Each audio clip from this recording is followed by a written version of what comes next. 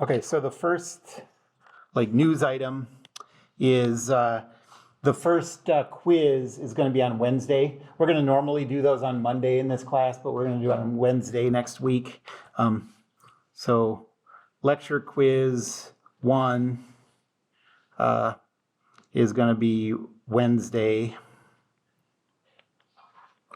I guess that's 2/21.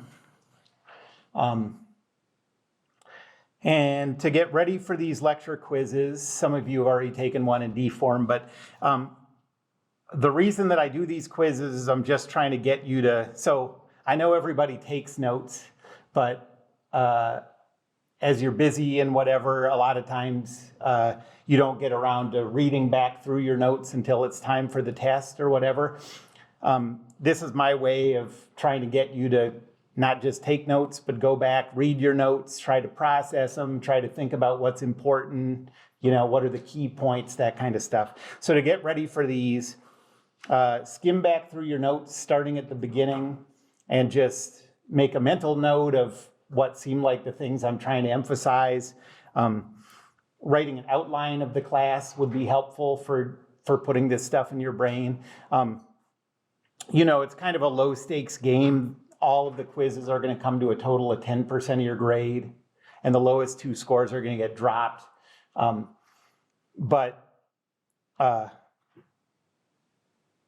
get ready for these, you just want to go back through and just keep trying to remember what I've said, Anybody have any questions about the quiz? Okay, so now we're moving on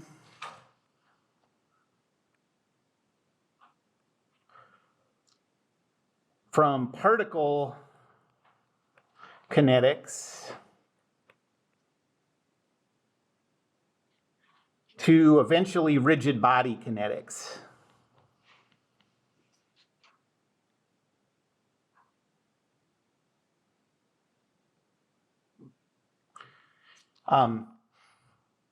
And the way that you derive rigid body kinetics equations is you start out by assuming that instead of a single particle, you have a collection of particles, okay? So the sort of the intermediate step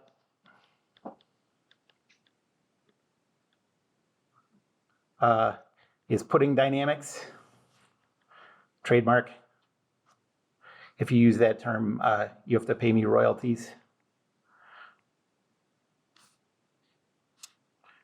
And so that's just saying, what can we say about just a clump or multiple clumps of stuff? And we don't know how they relate to each other. It could be marbles in space banging into each other or whatever. It could be a glob of something. What can we say about that? I mean, it's kind of surprising we can say anything. Yeah. Momentum is conserved within that thing. If there's no external forces acting on it, but we're not going to assume that. So if we don't know anything about this collection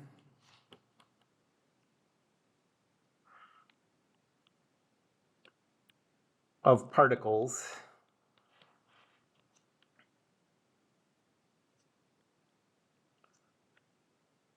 what can we say about it?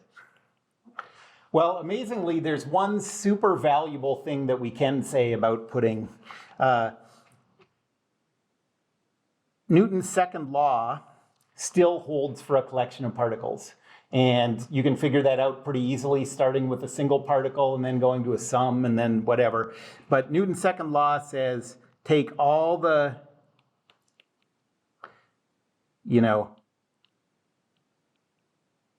take the net force acting on that, and remember that the net force, really, we just have to think about the external forces. So we don't care about these marbles banging into each other or anything like that. We just care about the outside stuff applying forces to our blob of pudding. You know what I mean? And this is equal to the total mass of the blob times the acceleration of the center of mass. That's amazing. I mean, that's amazing that that's true. What does that say? That says that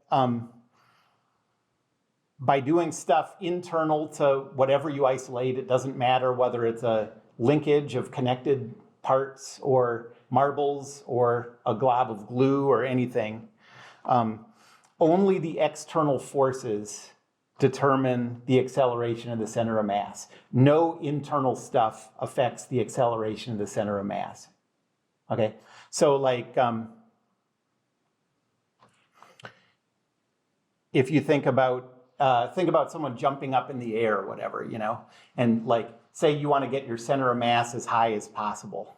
Okay, you might think, for example, like I'm not going to jump because I'd like hurt my back and someone would have to carry me, but you might think like, okay, I'm going to jump and then I'm going to raise my arms up and lift my legs up as high as I can to raise my center of mass. This says that that doesn't do anything to your center of mass.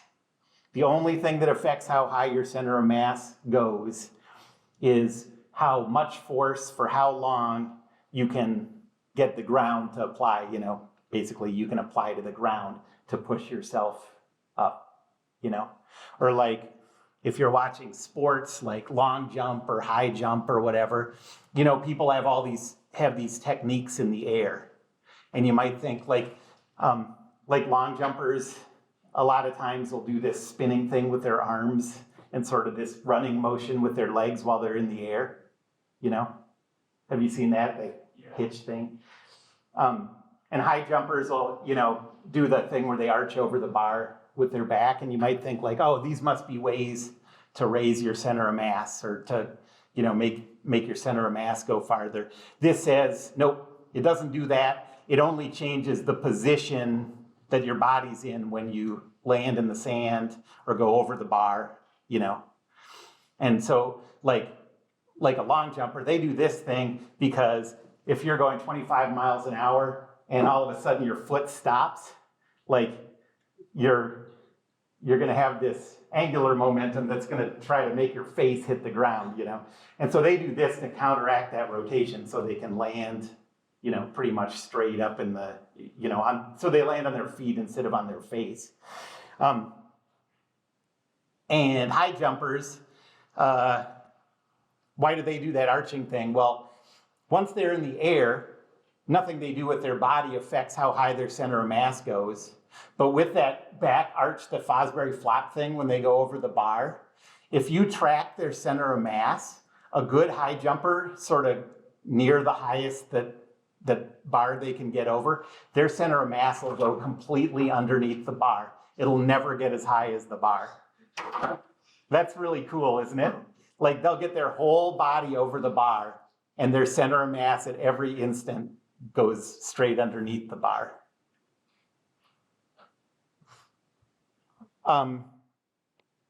What about the moment equation? Can you say anything useful about the moment equation?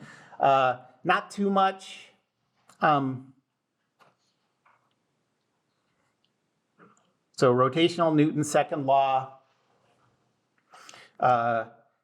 Okay, so this is very useful. What about rotational Newton's second law? Can we say anything useful about that? We can say that if you add up all the moments applied, and again, how many subscripts am I going to use here? But again, this is just external moments that we're worried about. And if you add up all the moments about this point A, and moments are vectors, we'll define those pretty soon. That is equal to the row vector crossed with the momentum of each particle. So this is like a sum. This is the velocity of the particle. And we'll take the time derivative of that. And so you can write this as, if you define this thing as the angular momentum, so this is the vector from this point A, the about point, to the particle.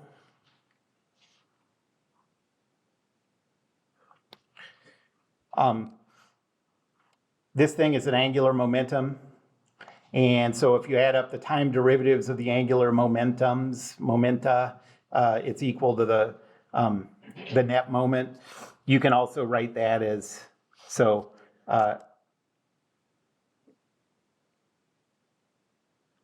the time derivative of the angular momentum about that point A.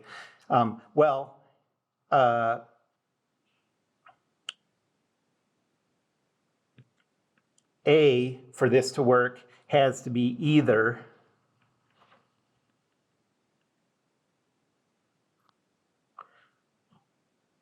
the center of mass of the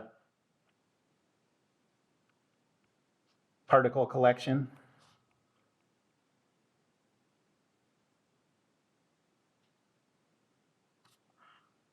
or a point that's fixed in the coordinate system. This is not usually so useful if you don't know anything about the way the particles are organized.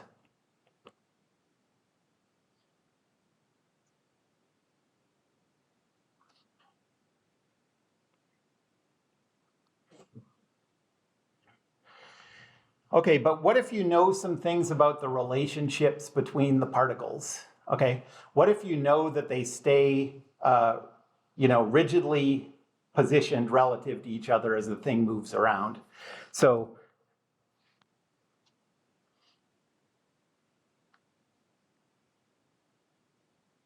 now what if you know this collection of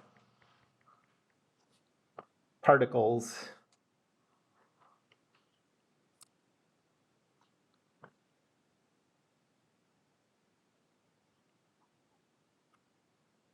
is organized into a rigid body?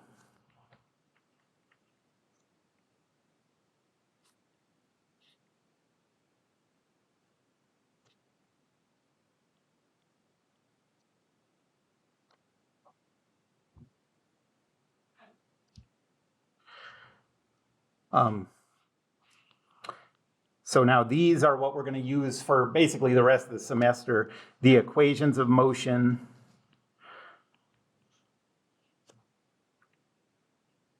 for Newtonian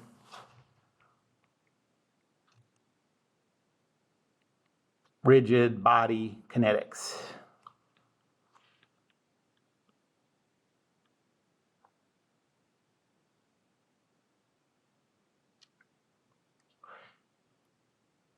We still have Newton's second law, and we don't really change that. That just says the net external force is equal to the mass of the rigid body times the acceleration of the rigid body's center of mass.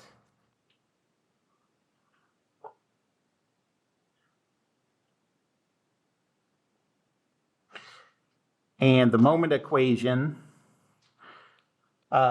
becomes this sort of surprisingly clean thing. Add up all the moments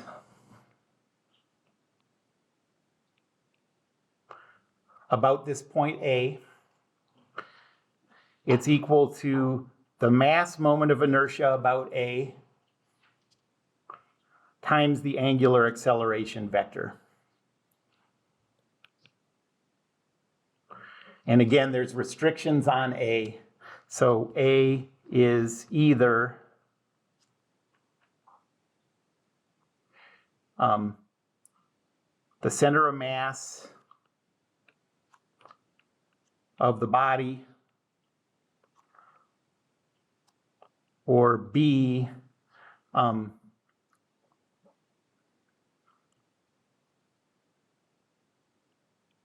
point on the body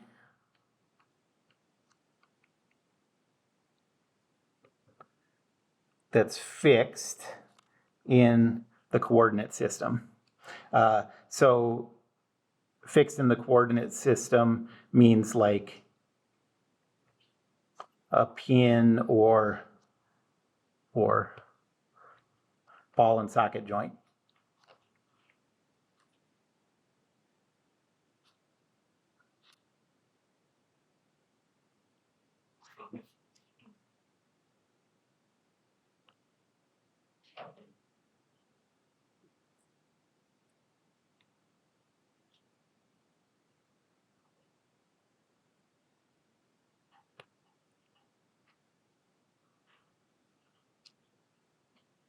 All right, so in particle kinetics, if we were doing a two-dimensional problem, all we had was Newton's second law.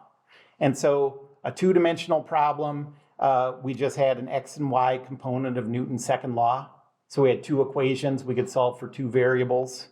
In a three-dimensional problem, we had a z component also. So we had three equations. Okay. Now we have from here two equations in 2D or three equations in 3D. And from this, the rotational version, in 2D, how many axes can you rotate around in 2D?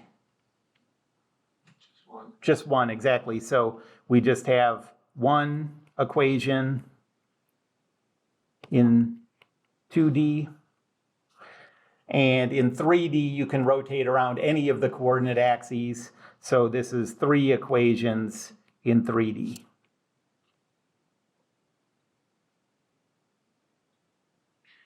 So in a 2D problem, now you have a total of three equations, two from Newton's second law, and another one from the moment equation. And in 3D, you have six total equations. Okay.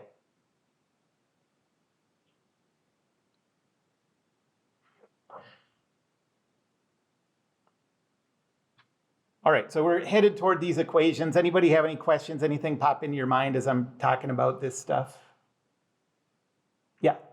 Is the moment equal to 4?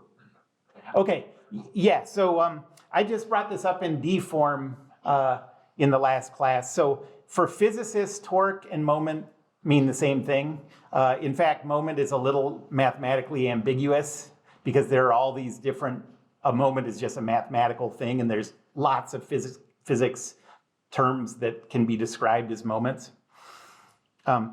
So physicists call that a torque. Engineers don't tend to say moments and torques are the same thing because in a lot of engineering applications, a torque is a very specific combination of moments. It's like where you're twisting something along its long axis.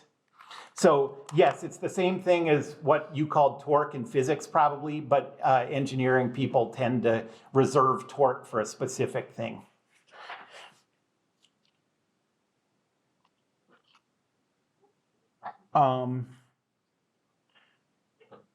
Okay, well, I got the equations, but we haven't defined all the stuff yet.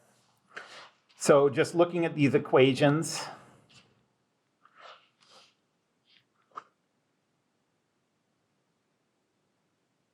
before we can use these,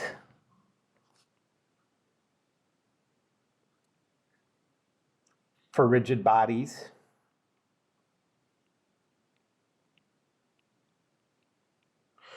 we have to define three things.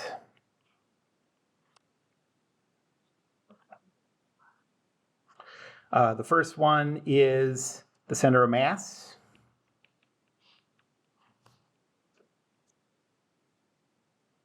You can see that comes up in Newton's second law, and it also comes up as one of the possible about points for the moment equation. We have to define the mass moment of inertia.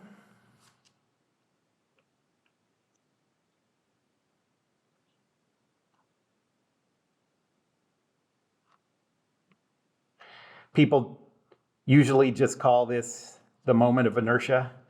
This is the I sub A thing.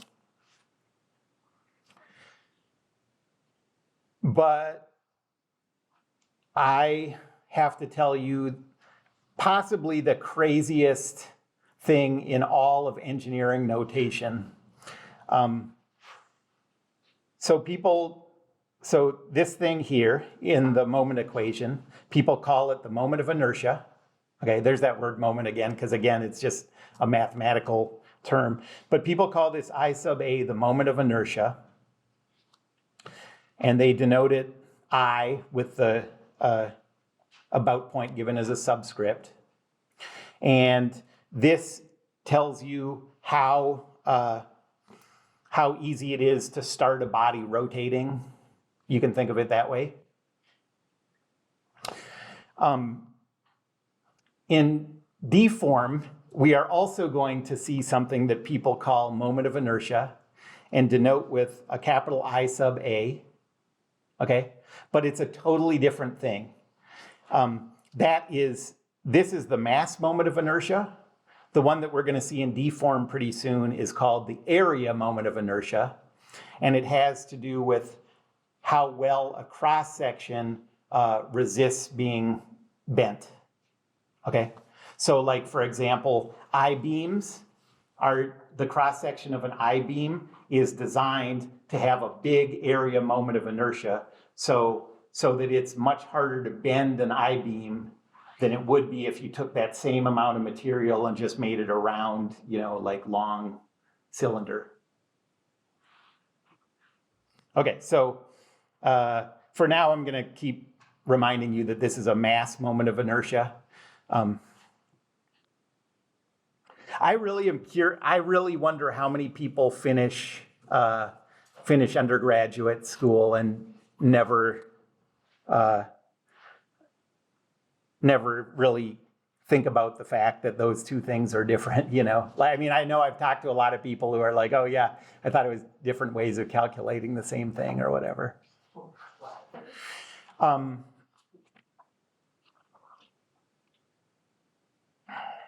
And then the third thing that we need to define is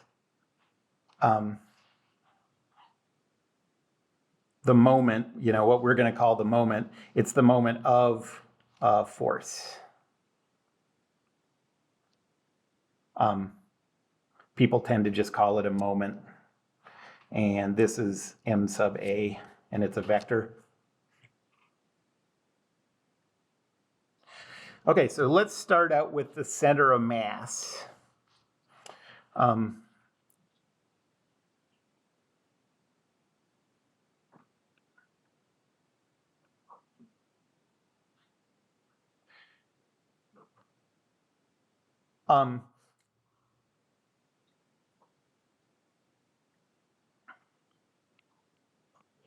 If a body is homogeneous,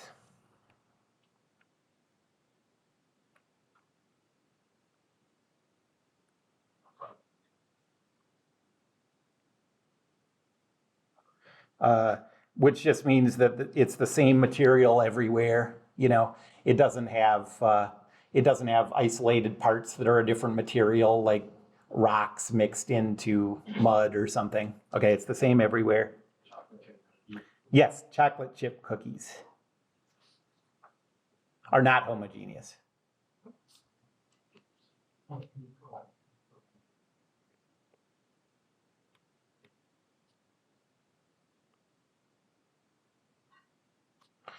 Then the center of mass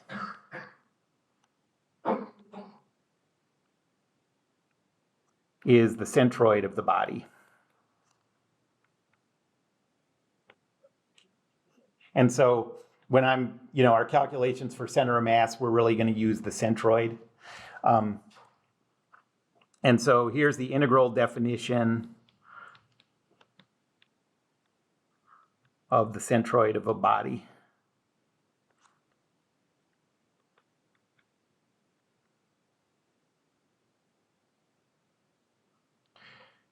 In 2D,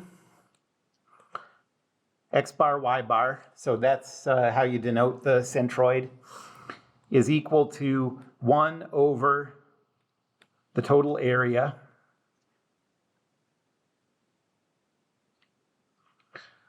times the integral over the whole area of xy times dA. And depending on how you split up these infinitesimal areas dA, this xy needs to be the centroid of that infinitesimal area dA.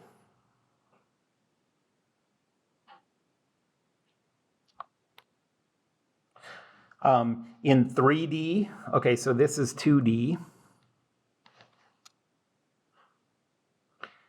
In 3D, it's sort of the same idea, but instead of areas, you have volumes. So x bar, y bar, z bar is equal to 1 over the total volume times the integral over the volume of x, y, z times dv. And again, this is the centroid of that infinitesimal volume dv.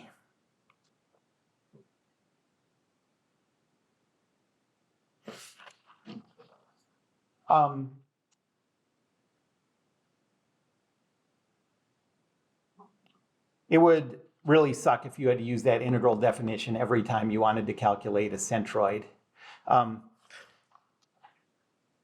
But there are really sort of 3 things that are going to make this easy for us. I'm never going to have you solve, I think never, maybe there's one time, I don't remember, but basically I'm never going to have you use this integral definition. But I want to show you at least one example of how you get from the integral definition to the kinds of things that we're going to use. Okay, so 3 things conspire so you don't have to use the integral definition.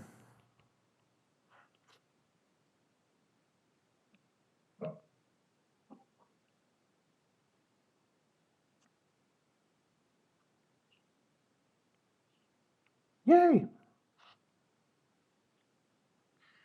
Okay, the first one is if a shape has a line of symmetry in 2D or a plane of symmetry in 3D, the centroid has to be on that line or plane. Okay, so if a shape has a line of symmetry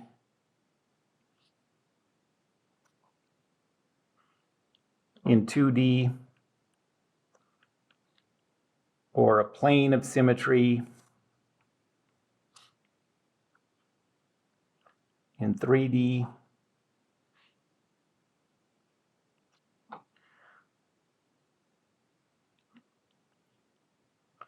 the centroid lies on that line or plane.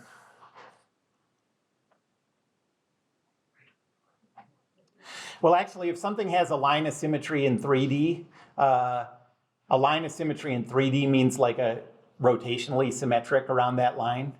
And so it also, if it happens to have a line of symmetry in 3D, that's not as common, but it also lies on that, you know. Like if you picture something like a vase, you know, that's symmetric about an axis, the centroid has to lie on that axis. Okay, so for example, let's try to picture this. So here's a 2D shape. We're mostly going to be doing this with 2D stuff. So I guess all three of my examples are 2D because it's pretty hard to draw planes of symmetry on stuff. But so imagine like the Star Trek thing that has a line of symmetry like this. And so before you even start calculating anything, you know that the centroid is on that line of symmetry. And then the ones that you really like, that's supposed to be a rectangle. It has a line of symmetry this way. It has a line of symmetry this way.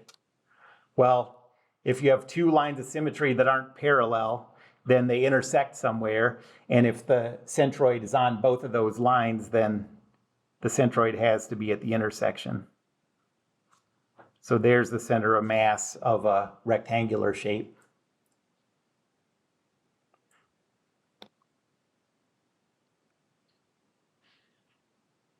Same thing with a circular shape.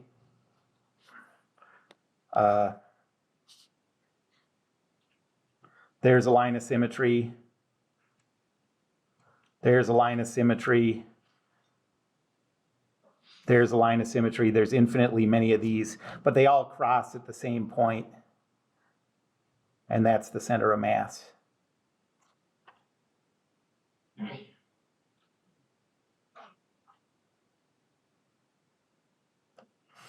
With a three-dimensional, like a rectangular solid, those planes of symmetry sort of work the same as this rectangular 2D shape. And so just where's the center of mass of a rectangular solid? It's in the middle along all three of those axes. And a sphere centroid is right in the middle. Okay, so that's the first thing that's going to help us avoid calculating those integrals. The second thing is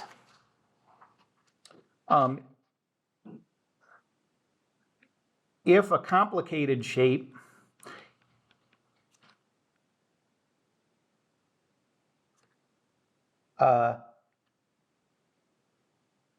can be made up of simple shapes,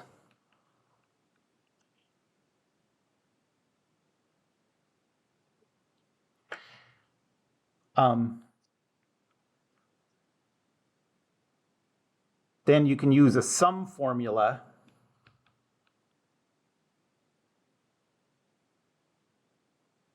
in 2D. The sum formula looks like this. The total centroid is equal to 1 over the total area times the sum of the areas of the individual shapes times the centroids of the individual shapes.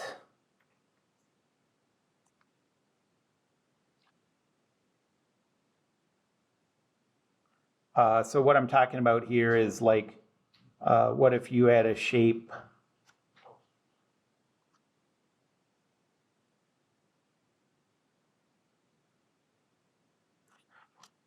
like this? Okay. How would you know where the centroid was? Well, you can break this up into a bunch of rectangles. There are a few different ways you could break it up, and all would give you the same answer in the end. And now that you have it broken up into rectangles, you know the centroid of that one that one, that one, that one, and that one. And now you can just use the sum formula, you know. You can think of this as 1 over the total area times the quantity A1 times the centroid of simple body 1 plus A2 times the centroid of simple body 2, Y2, you know, so on.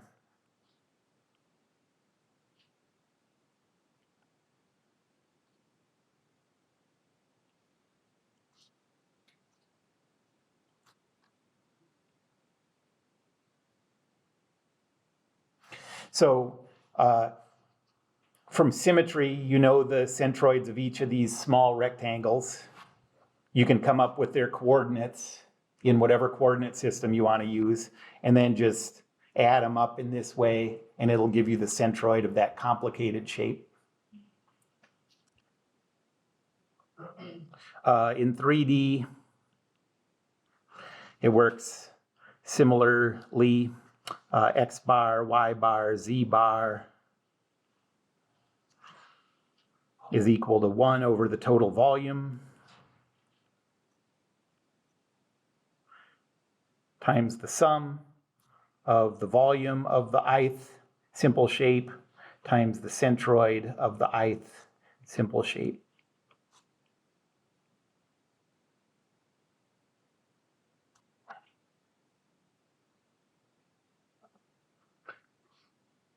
Okay, one thing to remember about this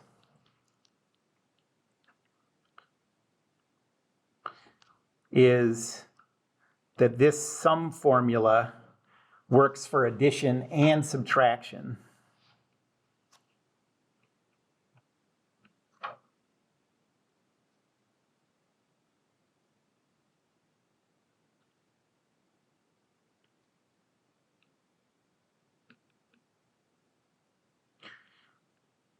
So if you wanted to calculate the centroid of a rectangle with a circle taken out of it at some place, and you know the centroids of those two things, you could do the area of the big outer rectangle times its centroid minus the area of the circle you're removing times its centroid, and you'll get the centroid of the shape.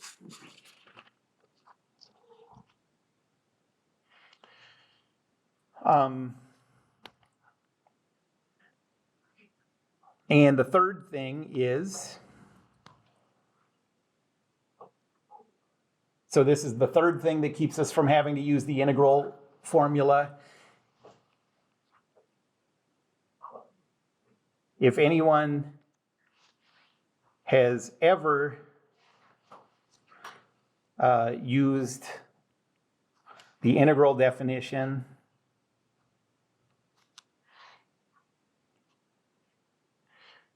for your shape before, then you can just use the formula that they came up with. So we're just going to have these simple formulas for sort of basic shapes. If anyone has ever used the integral definition for your shape,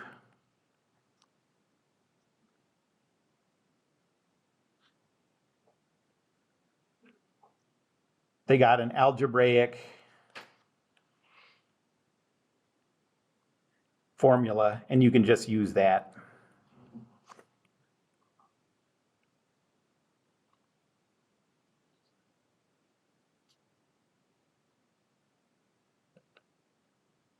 Okay, I'm going to give you 3 of these simple shapes, the only ones that you need to know. So here's a list of centroid formulas.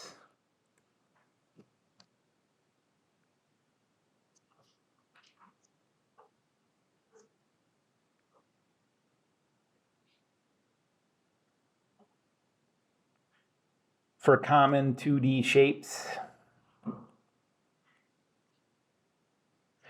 I'm not going to have a rectangle or a circle on here because those centroids are just right at the middle because of symmetry. Same with 3D shapes. There'll be times that we would want to use, know the centroid for a sphere or rectangular solid, but those are just right at the center, so I don't really have to tell you those. Okay, so the first one is a quarter circle.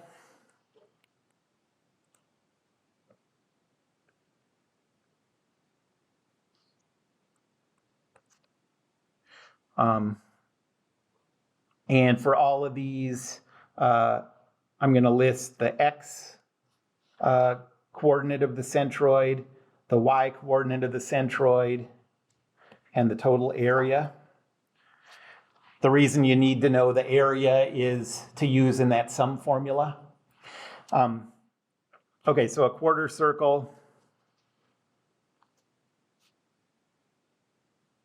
Ooh, that's a good quarter circle. So I'm going to call, so let's say the centroid is here.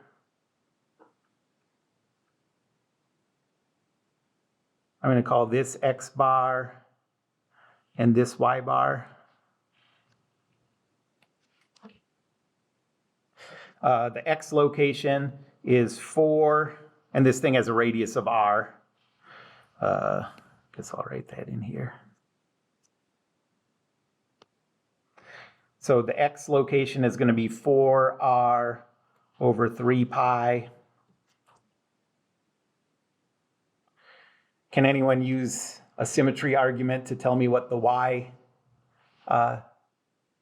component of the centroid is? Yep. 4r. Yep, perfect. Yeah, we know that a line of symmetry is along the x equals y axis, so those two have to be the same. So y bar is 4r over 3 pi, and then the area is pi r squared over 4.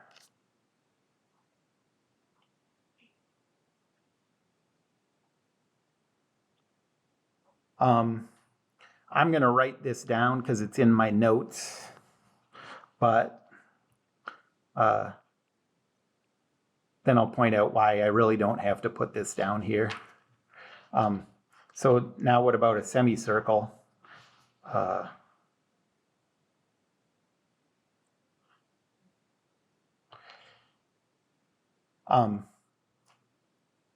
For this one, we know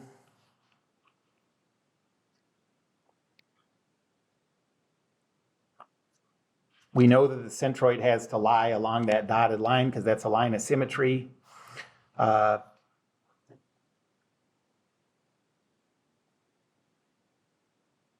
so all we need is the y component of the centroid. So I'm not writing this down. But the y is the same as it was for a quarter circle. And you can pretty easily see that by just looking at the sum formula. And imagine putting this stuff in. This is made up of 2 quarter circles. They both have the same y centroid. They both have the same area. And so you end up getting the same value back for the total centroid. And the area of a semicircle is pi r squared over 2.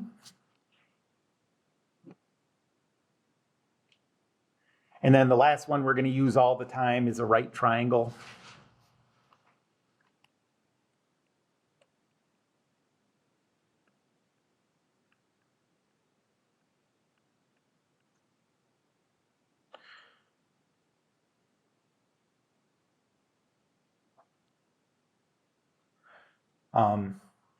So if this length is b, and this is h, the centroid is about here.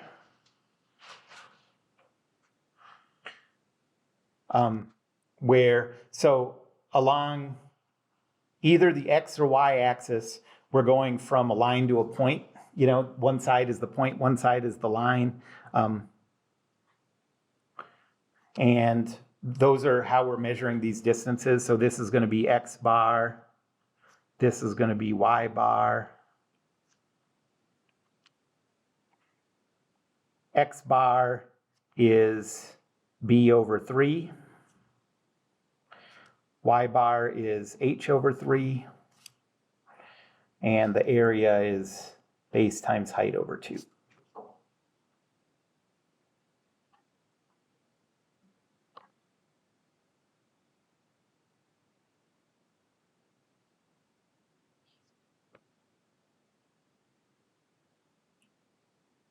Okay, any questions about that?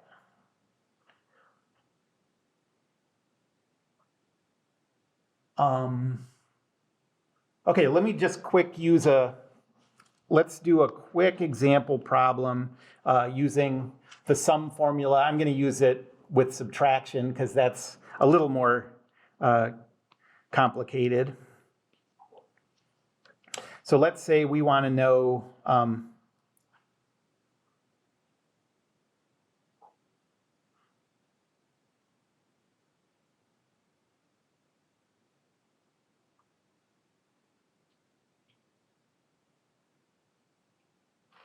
the centroid of this shape.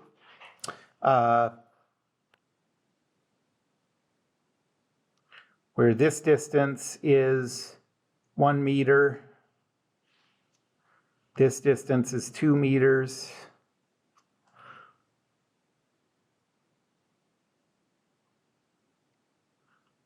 This is 2 meters, and this is 4 meters.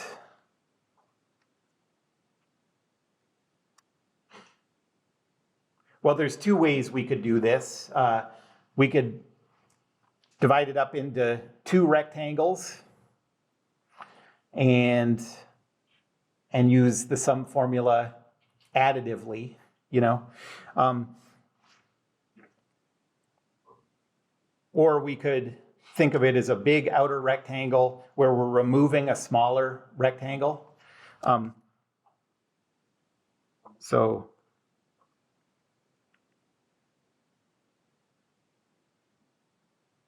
And you better get the same answer for both or something went wrong.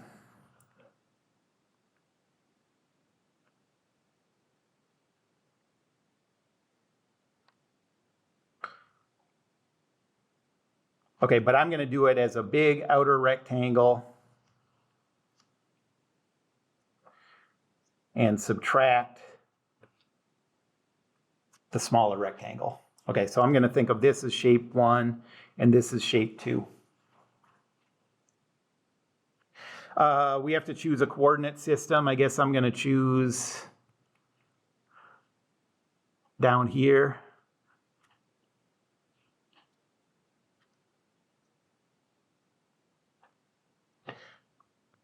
Okay, so rectangle 1.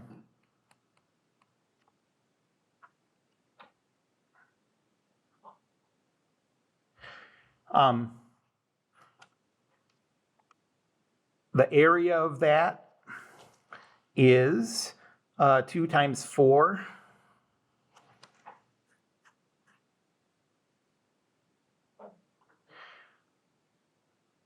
The centroid of rectangle 1 is +1, +2.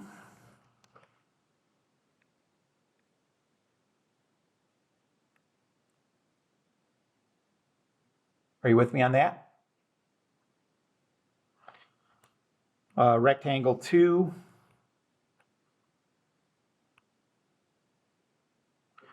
the area, you can think of these as negative areas since you're removing it. So that the area of what we're removing is 2.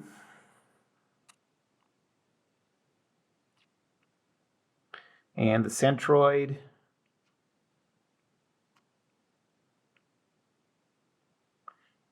is 1/2 1. I'm making that area negative. Okay, 1/2 1. The total area is 8 minus 2, so 6.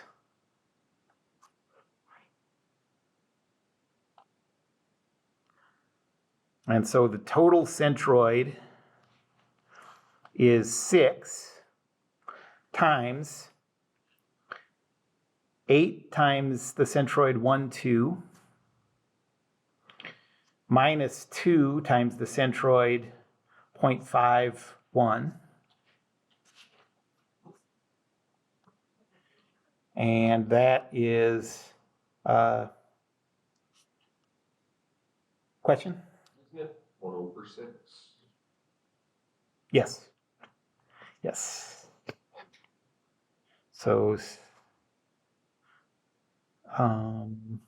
thank you. 8 minus 1, so that's 7.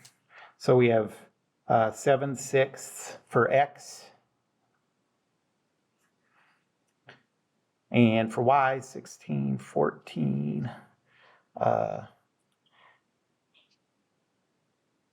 7/3 for y.